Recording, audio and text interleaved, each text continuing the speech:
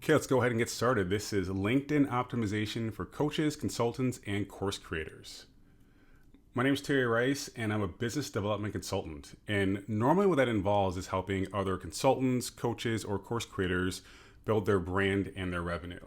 And then beyond that, I'm also a contributor to Entrepreneur Magazine, which is a lot of fun because I get to interview a lot of the top coaches, consultants, and course creators, learn some of their best practices, try them out on myself, and if they work, I pass it on to people like you.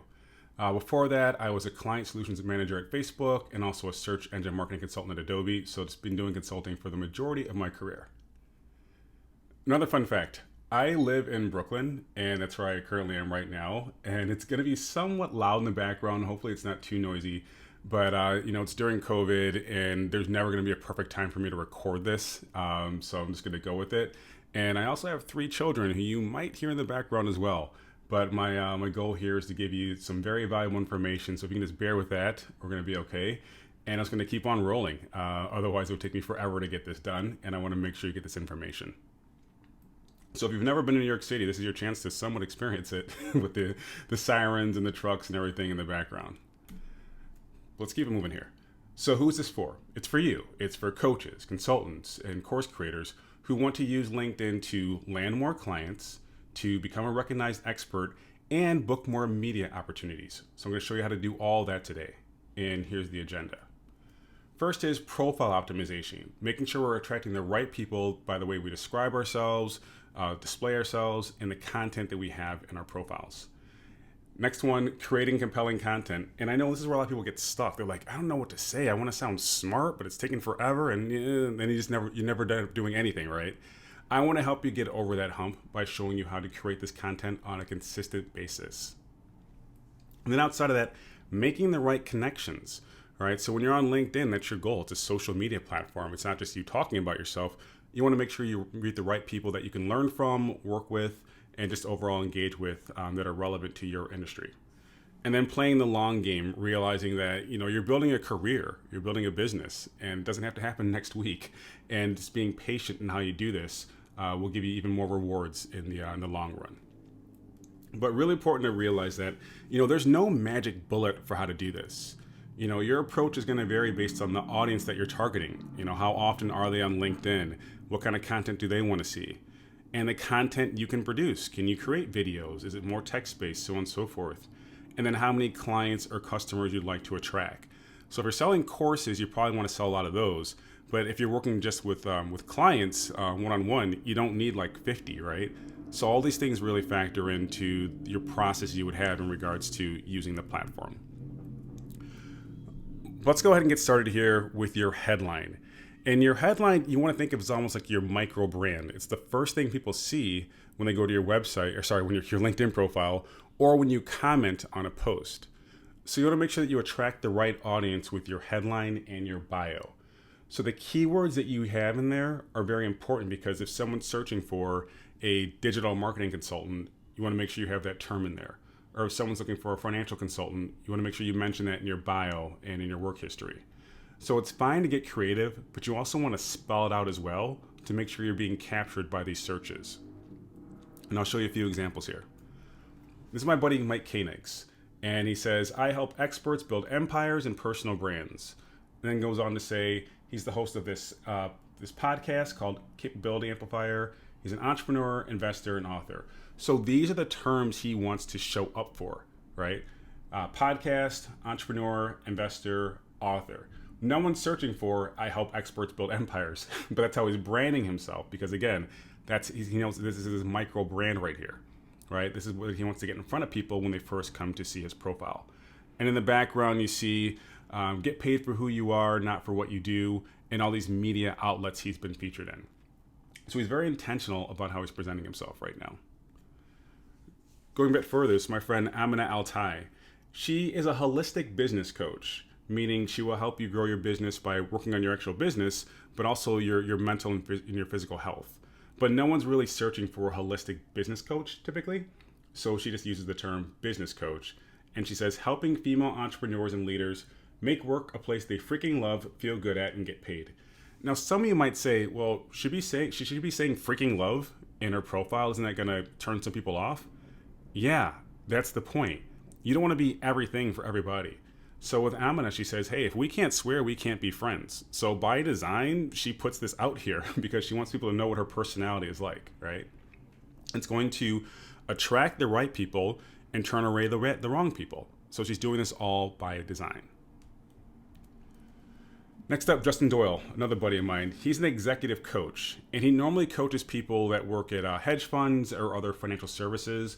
So they're very high achievers and just could use some help navigating their personal life as well as their professional life. And if you look at his title, executive coach, he also chose that very much by design. Because even though they're different, coaching and consulting, those terms are sometimes used in a similar way. But what you'd want to do here is say, well, what term gets more searches, right? You can explain that you're actually more of a consultant than a coach. But if you want to show up for these searches, you want to see which one gets more searches. Is it executive coach or is it executive consultant? A really cool and free tool you can use is Google Trends. And the cool thing about Google Trends is you can put in any two keywords or more, in this case, executive coach versus executive consultant, and see which one's getting more search results. So in this case, we see executive coach gets way more searches than the term executive consultant.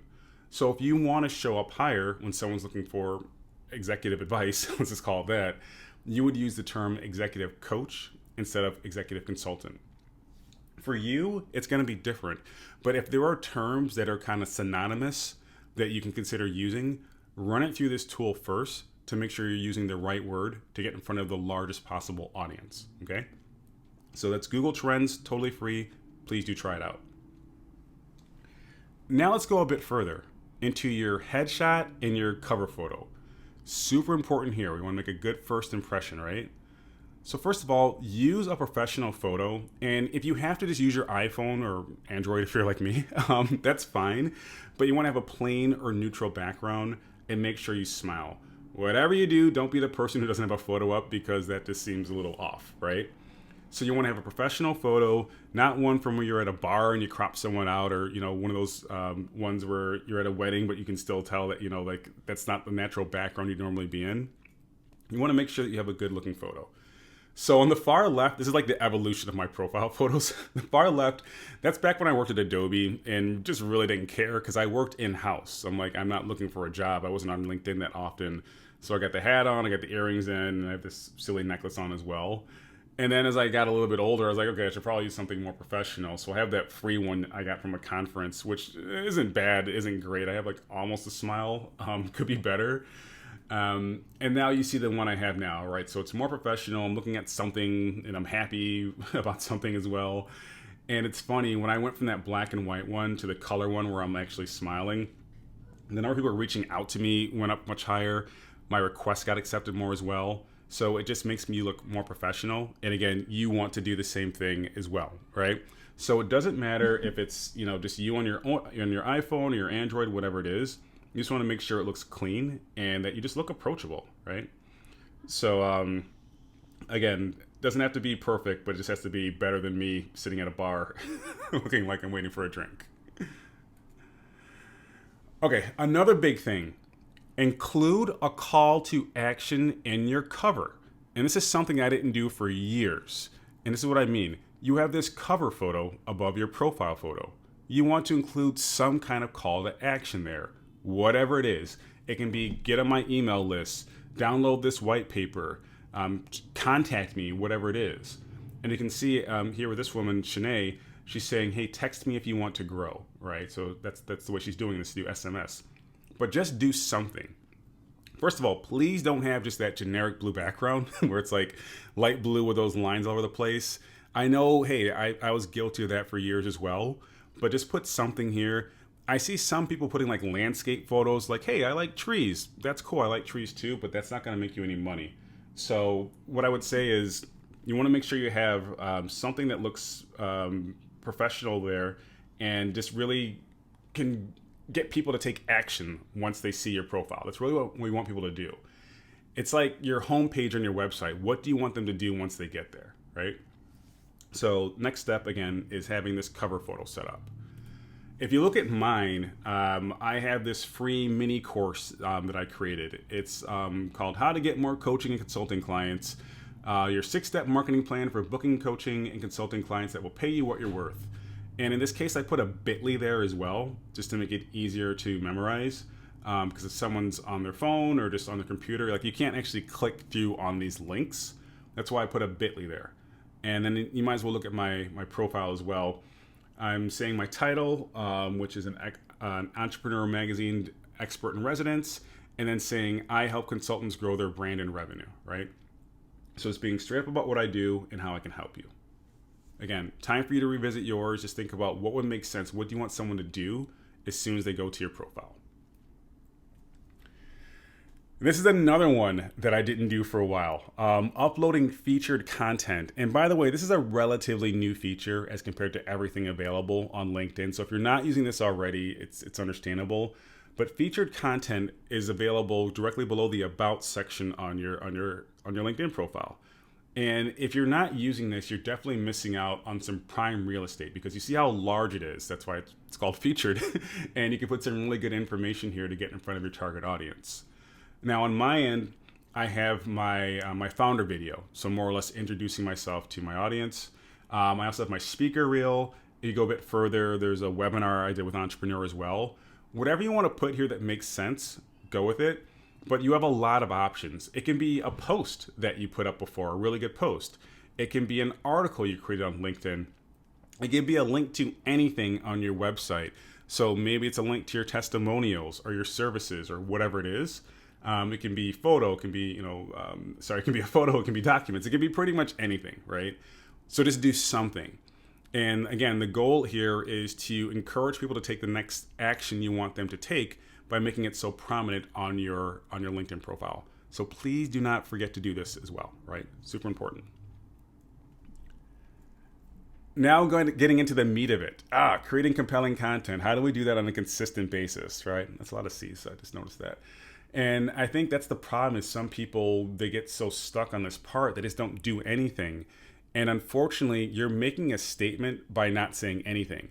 Because if you say you're an expert in whatever you do, but you never talk about it on LinkedIn, when someone's researching you, there's nothing there to make them feel comfortable moving forward with you, right? So you want to make sure you're doing this and not cheating yourself out of the opportunity to grow your brand and your revenue. But really important, don't chase likes. You want to focus on impact, and you should never associate your self-worth or the value of your content with how many likes you get. Like, yeah, sure, it's a cool, key performance indicator to say how well it's doing, more or less. But just because you're not getting engagement doesn't mean there's something wrong with you. There are some things we can tweak, and we'll talk about that today. But don't feel like you're doing something wrong or something wrong with you just because you're not getting a lot of engagement, right? You want to focus on impact. Are you creating information that's valuable for your target audience and getting some kind of feedback on it as well? But if you're short on time, here's the easiest content marketing strategy ever. So get ready to write this down. Think of 10 questions your audience has, right? So for me, I help consultants. So it might be, how do I get more clients? How much should I charge? How do I scale? So on and so forth. And then answer them with your content. Questions create content. So create content that answers those questions for your audience. It can be an article, it can be a video, it can just be text-based.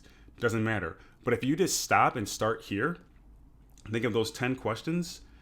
If you put one out per week, you will have 2.5 months worth of content, right?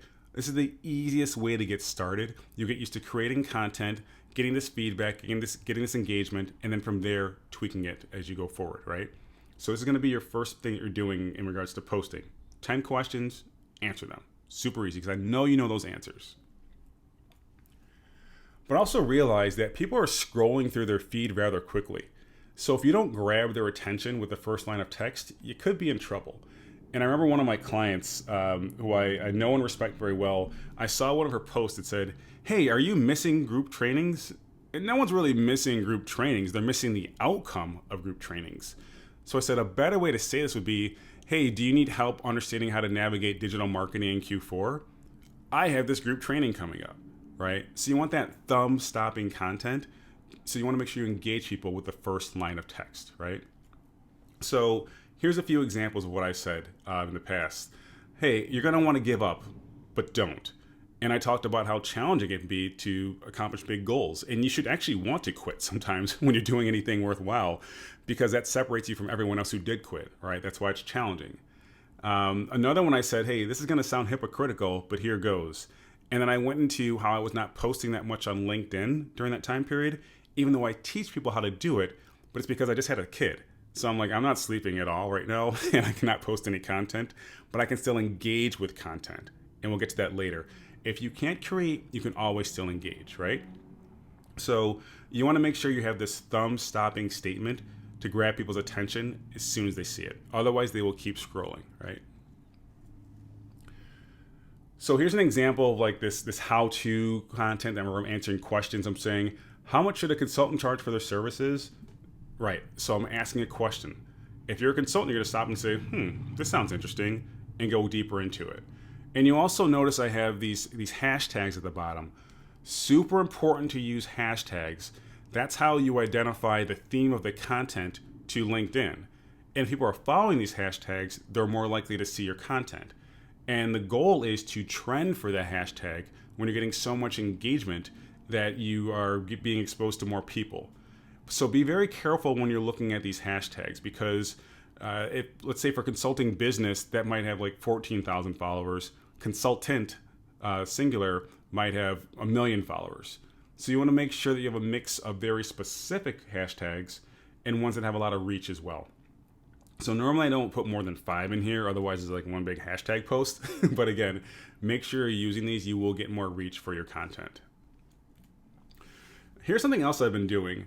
I've actually just been doing Q&A videos where I'll answer some common questions I get and record it. And I have a lot of fun doing these, even though I look like I'm in pain right now. I'm actually not in pain. I'm enjoying these. But you can do these in like 30 to 60 seconds very quickly. So this one I said, how do you deal with rude, difficult clients? Here's a quick tip for you. Peace out. And that's pretty much what I said in the video. But the benefit of video is it gives you more of an opportunity to show your personality, right? So me, I'm very sarcastic and stoic, and you can't always see that the way I'm writing it. I might just sound like angry or jaded. But if you see my personality in the video or I'm laughing as I'm saying these things, it's more apparent. So I think this will be great for you. Just, again, those 10 questions, just whip out your phone, answer them, and that can be your video content as well. You can leverage this on other platforms such as Instagram, your Instagram stories, so on and so forth. So please do consider doing this, all right? Another thing, you can use this approach to promote yourself in a way that's engaging but not overly salesy. And I'll show you what I mean by that. Right now I'm promoting this free mini course that I have. And I'm starting off saying, hey, do you need help finding coaching or consulting clients? My free course is launching soon. Would you like early access to the beta? If so, comment beta below and I'll send you the link. Now, why am I doing this? It's because the more engagement you get for your post, the more reach you get in the newsfeed. That tells LinkedIn, this is good content. We should show it to more people. So instead of me just saying, here's a link, I'm saying comment beta below and I'll send you the link. Beyond that, once someone comments beta, it shows up in their newsfeed. Kelly commented beta on Terry Rice's post, and then their friends or connections might see the post as well. Now, if you look, this is really interesting because this post only got 27 comments. I'm saying only because it got, 27 likes. I'm saying only because it got 72 comments. Normally you get more likes than comments because it's easier to just like something than to comment. But again, I was able to get people enrolled in this course, which I built on Teachable, by the way. It took me like 12 hours just by saying, hey, comment beta on here. I think I got like 50 people within the first day, which is pretty good, right? Because you're doing this for lead gen purposes. So these are ways that you can get more engagement for your content. But again, I'm giving people value at the same time. I'm not just trying to sell something. So here's another one where I start off saying, hey, did you miss it? A lot of people, well, technically 4, asked for the recording for my recent webinar with Brain Trust. So I'm essentially trying to get more reach for this webinar that I did, but I'm starting it off in a humorous way. Like a lot of people, well, actually only 4, asked for this recording of this webinar. And this one got some pretty good engagement too for people asking, for this link. But notice how I'm spacing out my text so it's easier to read on mobile. And I'm putting these emojis in here as like these bookmarks or these bullet points. You want to do that as well to make it more visually appealing, right? So be sure to do that. But here's the thing. It can't just be all how-to content.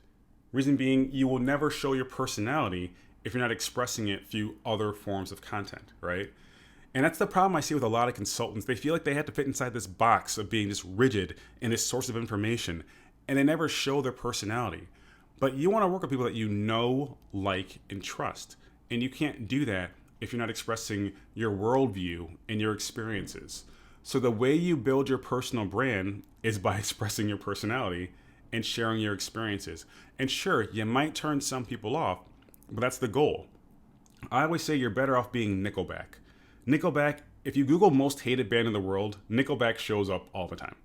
I don't know why, because I don't think they're that bad. But to the point, if you also look at the most successful Canadian bands in history, Nickelback always shows up near the top as well. So the people that like them really like them. And I always say you're better off being Nickelback, right? Because you're going to be very niche, but the audience who follows you, they're actually going to like you a lot more and be more loyal. So let me go into how you build this personal brand by going beyond how-to content. And I got this from Taylor Offer. This guy's a really good person to follow as well on LinkedIn, as per his title. And he gave me this really good framework for how to create content rapidly that shows my personality. So check him out, check out his content. He's someone good to follow. But let me show you the process that he introduced to me as well.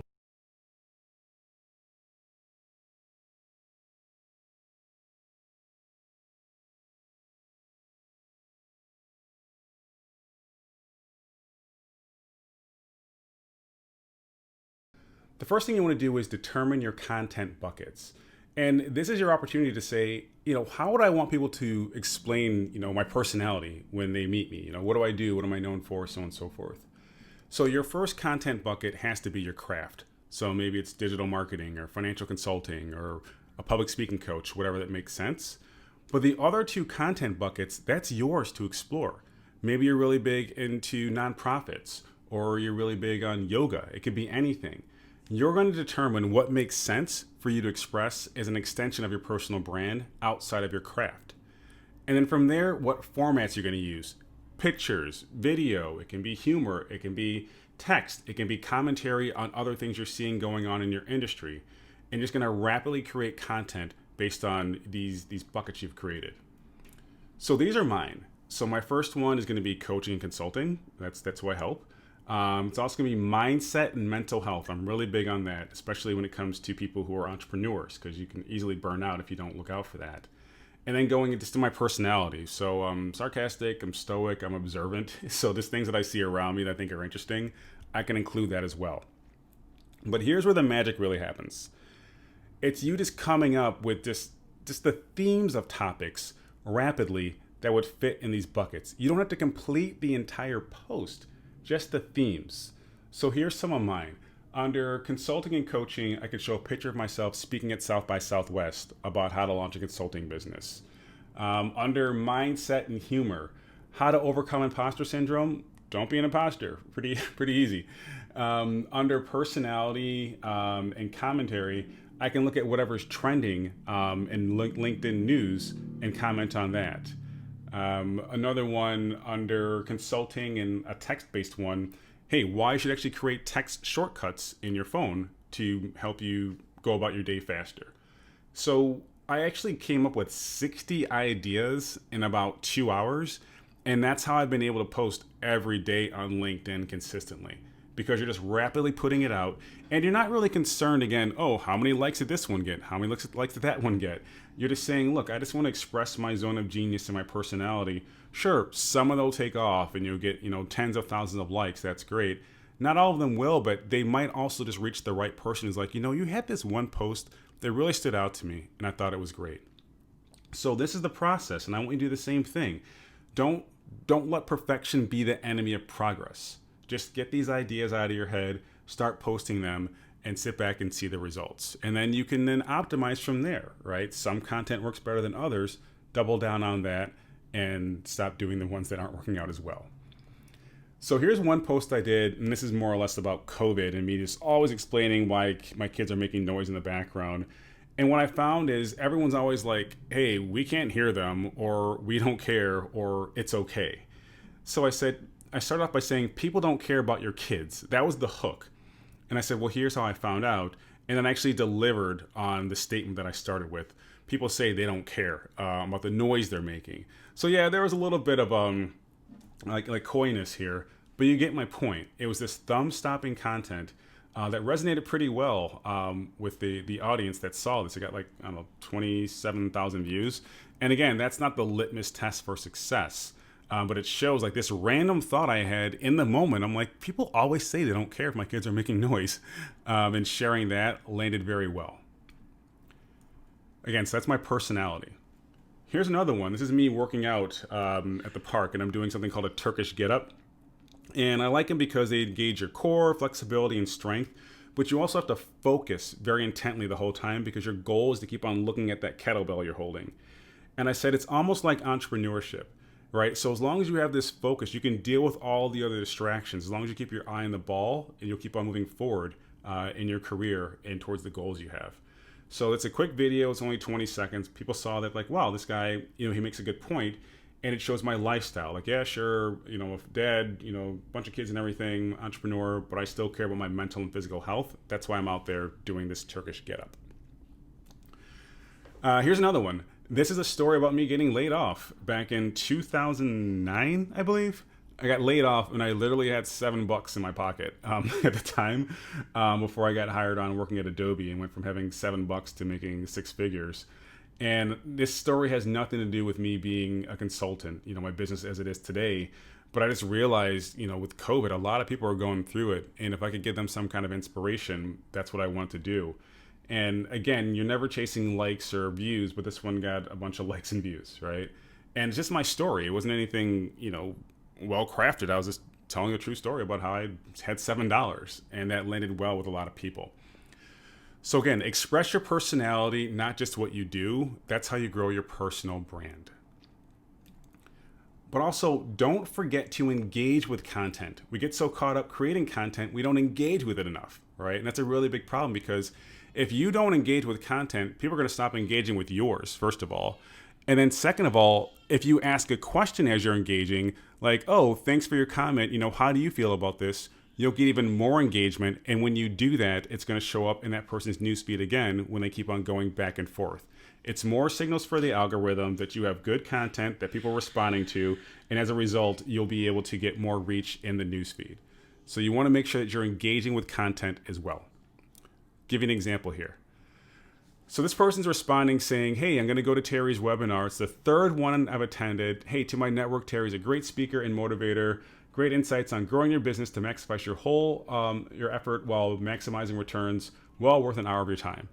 So how could I not respond to that, right? I can't be like, hey, whatever, dude.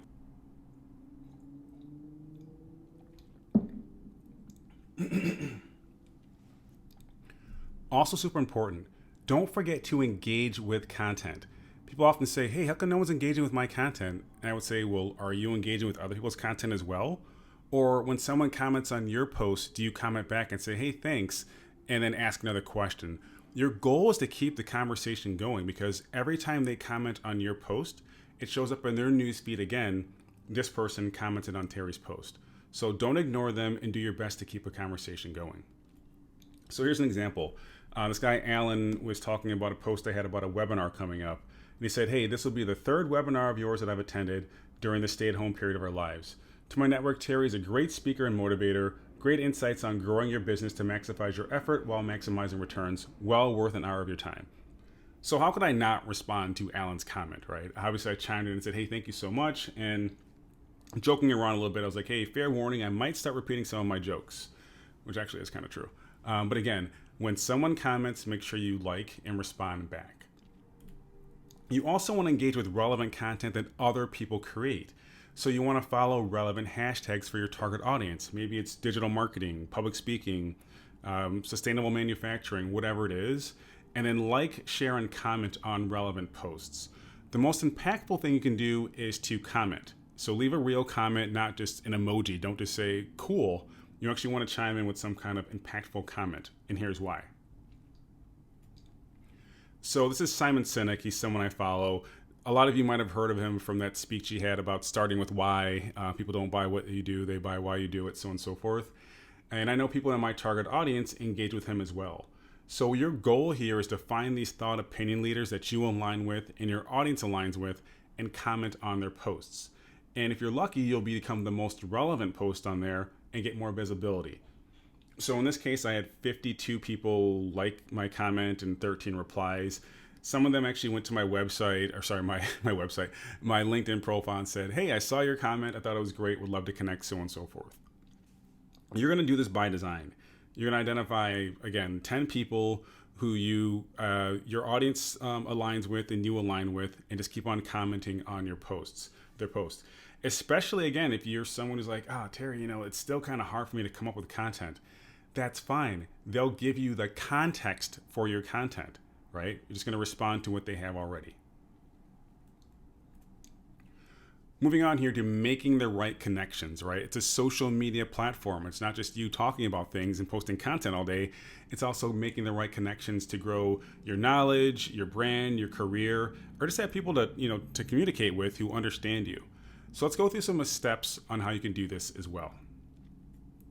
One process is just creating and then connecting.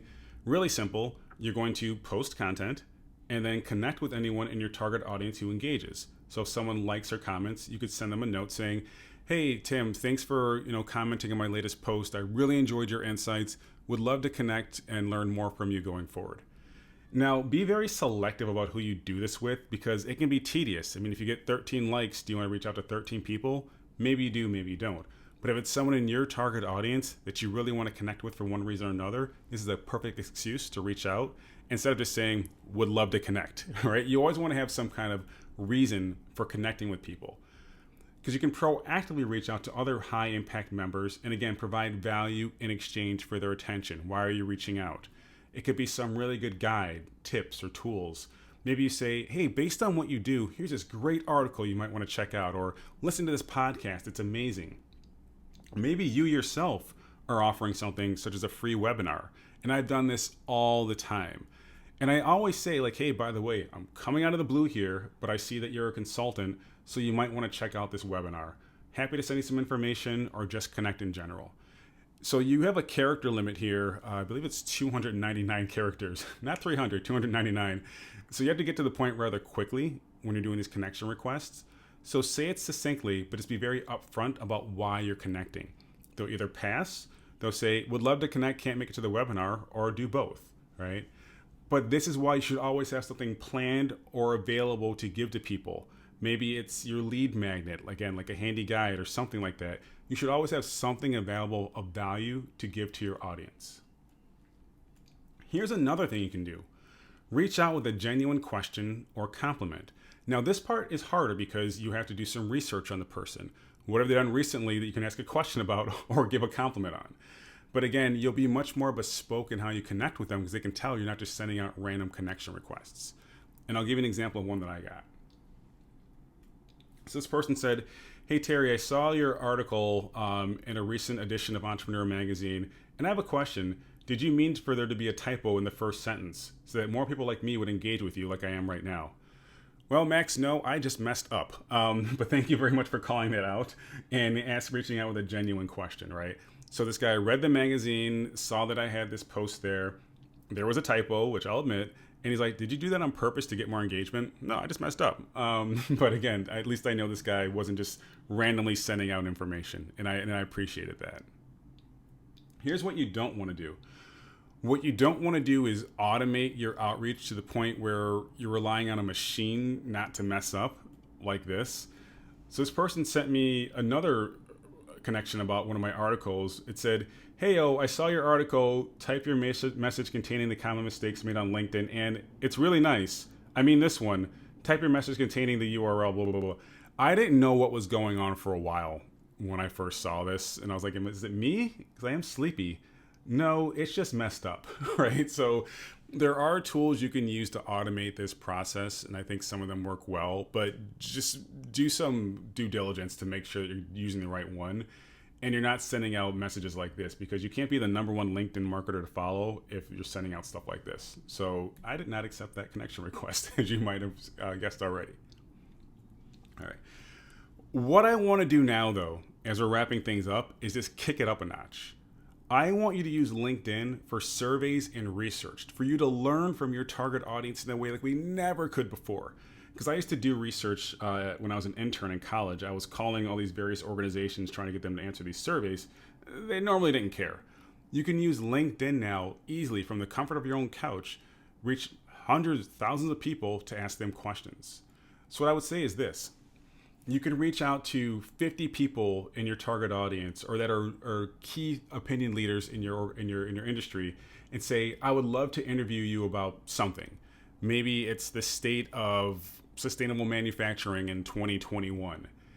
And then interview them, compile the results, and then share that with your audience. So if you're a sustainable manufacturing consultant, you can say, I interviewed 50 of the leading minds in sustainable manufacturing. You know, they write for these magazines, they coach at this, they teach at this university, so on and so forth. And here are their findings. Great. Now you have this amazing information to share with your audience.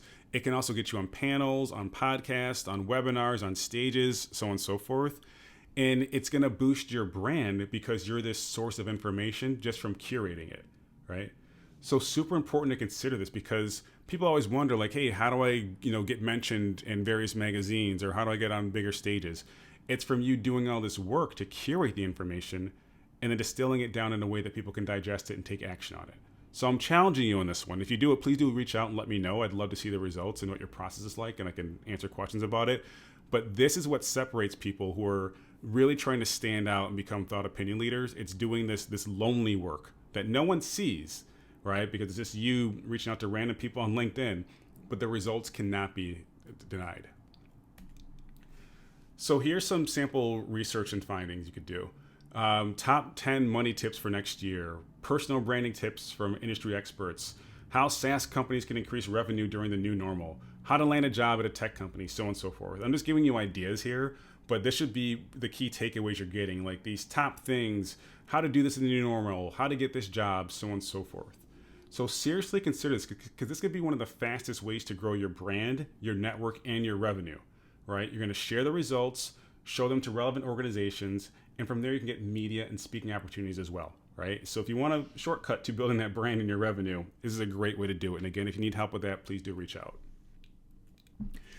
And I'm not just saying it from my experience. One of my clients, this woman, Lindsay Howell, did the same thing. She is a pilot, but she also realized that only 6% of pilots are females.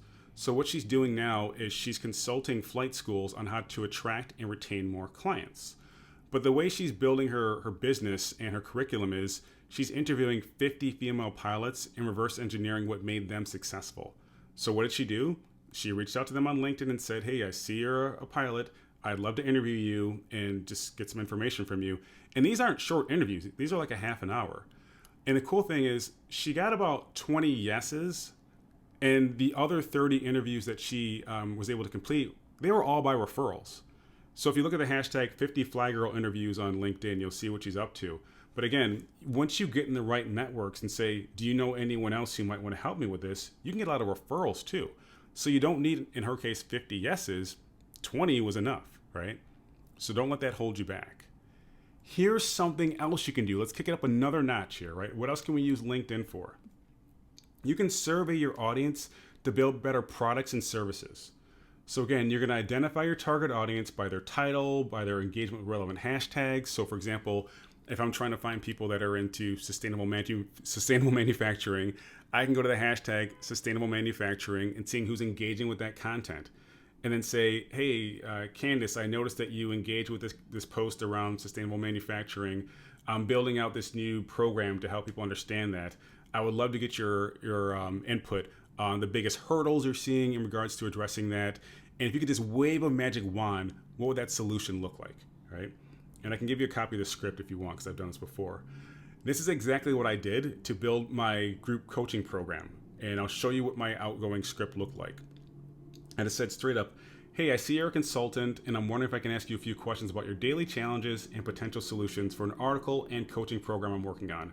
If you're able to help, I'll pass along a brief survey, which takes about 5 minutes to complete. And this is Candace saying, sure, I'll help. I sent this to 200 people on LinkedIn by filtering for the job title consultant and self-employed, and just sent this exact same message. And I actually saved it as a text shortcut on my phone, so it was easier for me to send these. It took me about 3 nights. I was just watching Netflix, and I kept track of how many I sent per day. I was always aiming for 70 a day. So I sent 200 of these requests out. Within a week, I got 45 responses. Not bad at all, right? It's like a 22% response rate from someone straight up saying, I'm trying to write an article and build a coaching program. Can you fill out this survey? And the survey was pretty brief too, fortunately, but I got some really good information from it. On your end, you can do the exact same thing. Is it going to be challenging? Yeah, because you have to sit there and send off hundreds of these connection requests. But the information you get is so valuable, and it's going to help you build a much better solution going forward. It's going to help you avoid building solutions for problems that don't exist or are not impactful enough for your audience to partner with you, right? So please do this, because right now you're wondering like, hey, how do I get more clients? How can I sell more stuff, so on and so forth. Let your audience tell you what they want and then build it. It's that simple. And all you have to do is sit there and just keep on asking people to please fill out this survey, so on and so forth. And people are willing to help you as well. But also just play the long game, right? You don't want to be so short-sighted thinking, how can I get more clients? How can I get more money? So on and so forth. Because again, your goal here is to build relationships. And if you're in a B2B consultant, you might have a much longer sales cycle. It could be like years before you actually get a yes. But just focus on building those relationships, and you'll also build your revenue at the same time. But if you project lack or scarcity, people can smell that a mile away, and they're not going to want to partner with you. So next steps, here we go. Use keywords that your audience searches for in your profile, in your headline, in order to show up for these searches. And also create content for your audience, right? You're not trying to appeal to everyone on LinkedIn. It's just your audience. And use those hashtags to get more visibility. Also engage with your audience. So through comments and connections as well. And provide value when you're connecting. Don't just say, would love to connect with you, love your content. Just actually give a reason that shows that you're not just sending out these random connections. But lastly, just stick with it, because you're going to find your rhythm over time, but you won't get there if you quit in the middle of the process. So it's going to be a challenging process, but I hope I've given you some clarity through that. And again, if you keep on pushing through, you're going to come out much better on the other side. So I wish you the best of luck. Here's all my contact information, my email, my Instagram, obviously my LinkedIn. I would love for you to join me there so I can watch your content as well. But thanks for your time, and I hope this was helpful.